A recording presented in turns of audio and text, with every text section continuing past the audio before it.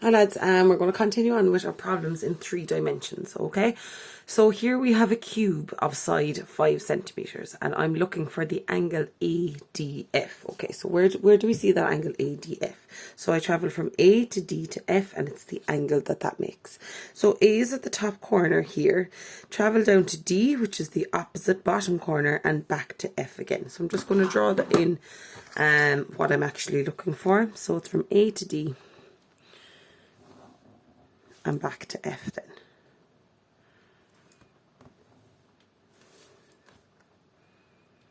Now you can see the pink triangle that I've drawn, and what can you tell me about it? It is actually a right angle, okay? So what I would like you to imagine now is if you're in your room, and if you've got kind of a room that's like a box without slanted ceilings, and imagine kind of if you had, I would like to think, a laser beam going from the top corner of one side of your room across the room to the bottom corner. It's actually splitting your room in half, okay? And I'm looking for this angle down here that it makes. So you'd have to be able to visualize it if you can, okay? And I think an easy way is just look up to the top corner of your room, imagine a kind of a beam of light going across down to the bottom, and you should be able to see it, the triangle that makes a right angle triangle, okay? These are a small bit tricky because you have to be able to do your best to visualize it. Problems in 3 dimensions. Is there actually a line going from here to here? There's not. We're just imagining it, okay? Whereas there is actually a cube. So it's a line going from the top here down to the bottom. So the most important thing here is to draw out your triangle separately.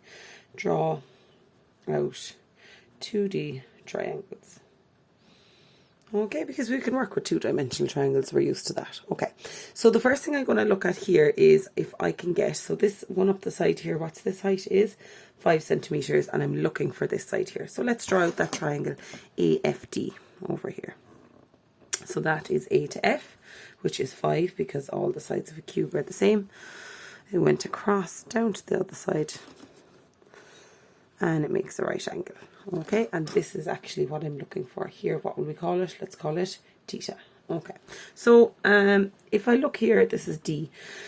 This length F to D, what can you tell me about that? It is cutting across the diagonal of a square. So let's draw out the base of the box. So the base of the box, if I was looking straight down from the top, it would be a square because it's a cube and all the sides are the same. So that is CFED. C, F, E, and D.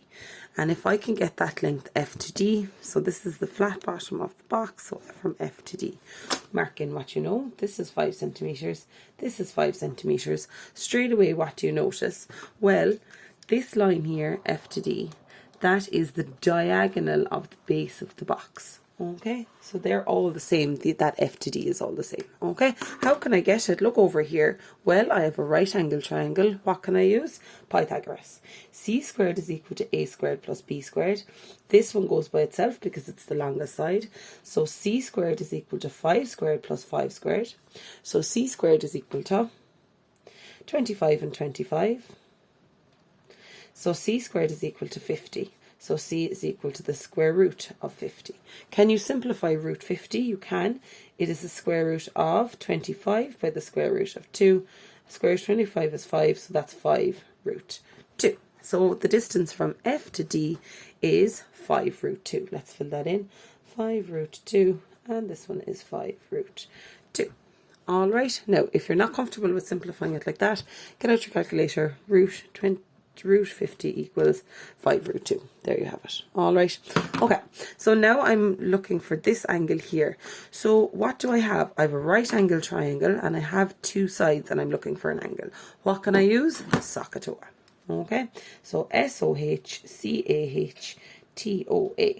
So this is the hypotenuse, opposite and adjacent. Well, I have the opposite and adjacent. So what am I going to use? It's going to be the tan. So the tan of that angle theta is equal to O over A. The tan of that angle theta is the opposite, which is 5, over the adjacent, which is 5 root 2. What button on my calculator will I use to help me out now? It is the second function button, so it's the second inverse function. 5 over 5 root 2 equals So second function tan 5 over 5 root 2 equals 35.26 degrees. 35.26 degrees. Okay, so I'm done. So what were the key parts of that? Excuse me. So I have my triangle here going across. Then I drew out the base of the box, worked with that, and that tied into that triangle though, then. Okay, so make sure you draw out these triangles separately. Alright, one more example for today. And I'm very proud of this drawing. Okay, so we have two people here. Call them A for Alan, B for Bertie, right? So they are standing here and they are both looking up at this lovely flag up here. Alright, now he's looking up at an angle of 32 degrees. He's looking up at an angle of 25 degrees. Okay, these are both right angle triangles. Okay, so I have a flag here, it's 100 meters above the ground. This is like a flagpole.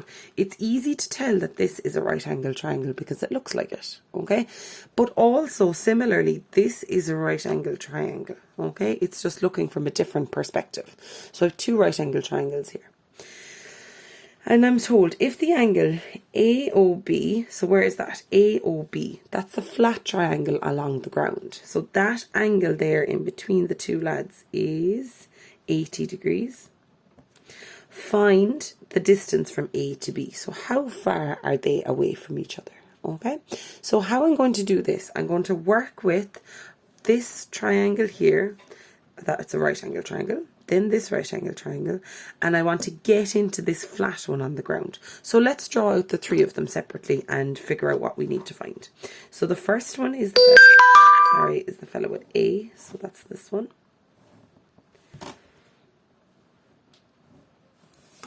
So this is A, F and O and 32, 100, and it's a right angle triangle. Okay, so where is my highlighter?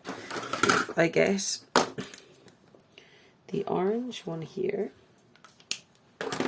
and if I got this one here, then I would be able to work with this flat triangle down the ground. Do you see what I mean? So I'm going to get the orange one from this triangle, the green one from this triangle, and that takes me into the flat triangle down the bottom of the ground then. Okay, so let's work with the first triangle. Let's get this one here. So it is a right angle triangle, so what can I use again? SOHCAHTOA. So I draw it, label it, write SOHCAHTOA. So we have H, O and A. So I'm looking for the orange one, call that X. And it is SOHCAHTOA. I'm working with opposite and adjacent, so it's tan. So I'm saying that the tan of 32 is O over A, which is tan of 32 is opposite, 100 over adjacent, which is X. Okay, so the tan of 32 is equal to 100 over X. I want this X by itself, so we do a kind of a swapsy. This one goes up here, tan 32 goes down there. So what do I have? X equals 100 over tan 32, which is 100 over tan 32, which is 160. So 160 meters. Alright, so that distance there is 160 meters. Okay. Next up, I'm going to go find the green one. So let's draw out that triangle separately as well.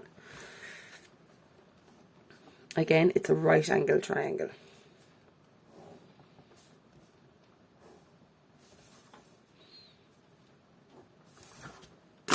And I'm looking for this one here. So this fella is 25. We have Bertie down here. The flag is up there, and here is right angled. Okay, because the flag is always at a right angle to the ground. And I have this is 100.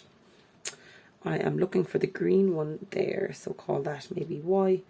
Labels H, O and A. Right SOHCAHTOA, SOHCAHTOA. I'm looking for the green one, which is A. I have O, so I'm working with tan again. So the tan of 25 is equal to opposite over adjacent, which is the opposite was 100. Adjacent is Y. So the tan of 25 is equal to 100 over Y. Notice that you're putting your fraction over two lines, okay? I need to get Y alone. Y goes up, that one comes down.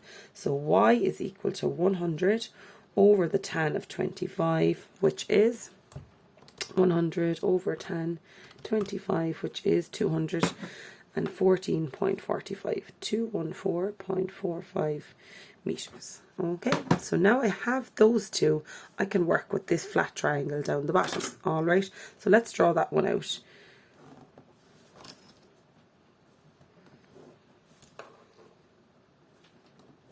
So this is my flat triangle along the ground. I have A is here, B is here, O is here. I'm told in the question it's 80 degrees in here. So this is 80 degrees. Fill in everything that you just found out. Well, I found the orange one here. So let's just fill in our colours. Orange one here, and the green one is here. And the yellow one is the one that I'm looking for. That's actually what I'm looking for. So maybe call that one.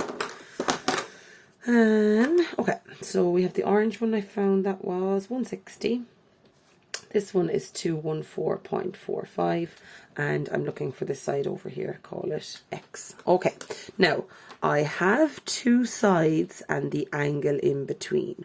So what will I use? If I have two sides and the angle in between, it's going to be the cos rule. Okay, so it's going to be the cosine rule. Cosine rule. Okay. And that's on page 16 of your tables. What does it say? It says a squared is equal to b squared plus c squared minus 2bc cos a. And it's suitable for us because I have two sides and the angle in between. Okay, so that's b, c, and these a's go together. Remember, if this is going by itself, you have to have the angle across from it. So x squared is equal to 160 squared plus 214.45 to be squared plus 2 and 160, 214.45, and a cos of 80. X squared equals, can I put the whole lot in or do I have to do it separately? Well, I can put the whole lot in because I have everything here. If I was missing that, I couldn't put them all in.